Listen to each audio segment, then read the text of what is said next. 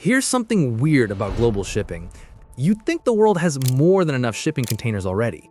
They're just giant steel boxes, they last over a decade, and millions of them are sitting around in ports right now doing absolutely nothing.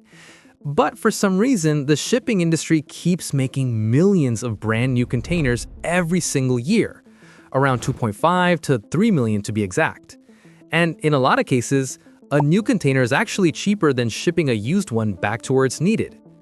Yeah, it sounds like a brain rot, but the economics behind it make a lot of sense once you see the full picture. To understand this whole mess, we have to start with one basic truth, and that is global trade is totally one-sided. Means China ships way more stuff out than it brings in. In 2023 alone, China's trade surplus was over $823 billion. Meanwhile, places like the US and Europe import way more than they export. So what happens is that full containers leave China, and then a huge chunk of them never make it back. In fact, only about 40% of containers that comes in US leave the ports completely full. And all those empties start piling up. At one point, the US had over 3 million empty containers just sitting around. So shipping companies are stuck with two choices: pay a bunch of money to bring those empty boxes back, or just leave them where they are and buy brand new ones in China. Believe it or not, the second option is often cheaper. When a container arrives at its destination and is unloaded, it doesn't automatically return to where it came from. To move it back requires a long chain of logistics, and every step adds cost.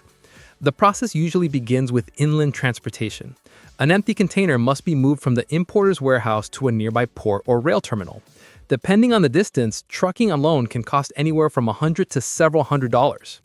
Once it arrives at the port, there are terminal handling charges. These include lifting, stacking, paperwork, and storage fees. In many ports, handling charges add another $100 to $300. But the most expensive part comes next: ocean freight. Shipping an empty container across the Pacific or Indian Ocean can cost between $1,000 and $3,000, sometimes more during congested periods. When all these expenses are added together, the total cost of repositioning a single empty container can easily reach $2,000 or more. And during periods of high demand, that cost climbs even higher. And the worst part is that empty containers make zero revenue. Every dollar spent on them is just gone. During the global shipping chaos in 2021, some companies were paying over $3,000 just to get empty containers back to Asia. And sometimes ports wouldn't even accept empties because they were too full. No wonder companies hesitate. So if moving an empty container is that expensive, then why are new ones so cheap? To understand that, we need to look at where they come from.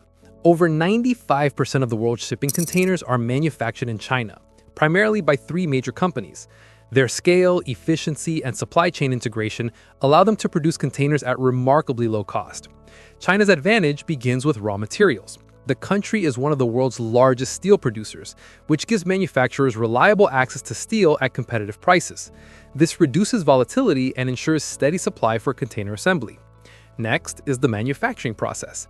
Container factories operate at enormous scale, producing thousands of units each day.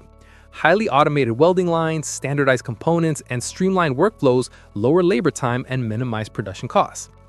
Because global demand for containers is so large, manufacturers benefit from strong economies of scale. Fixed costs such as machinery and tooling are distributed across high production volumes. As a result, the cost per container remains consistently low, even as steel prices fluctuate.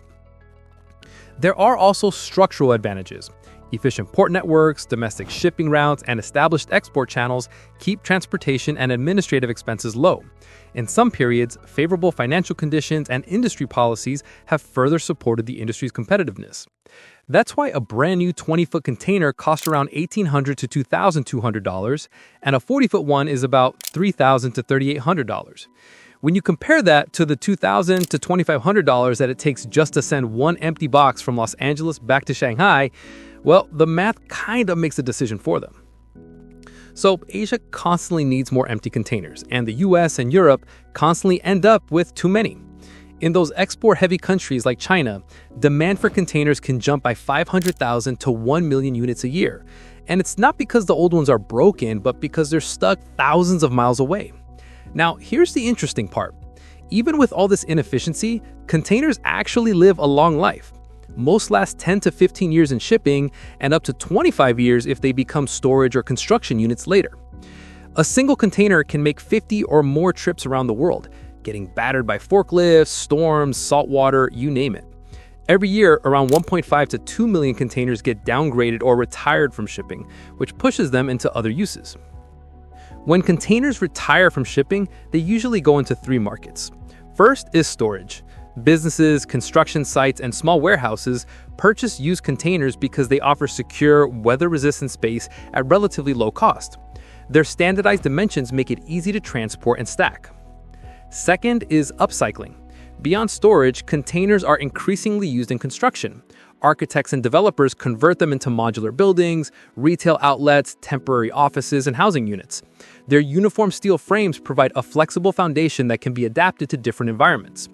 And third is recycling.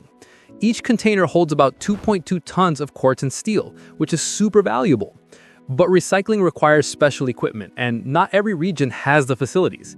That's why in some places, old containers just kind of sit around. So what's better for the planet, making new containers or moving the empty ones? Honestly, neither one is great. Building one container emits 2 to 3 tons of CO2 and uses nearly 2 tons of steel.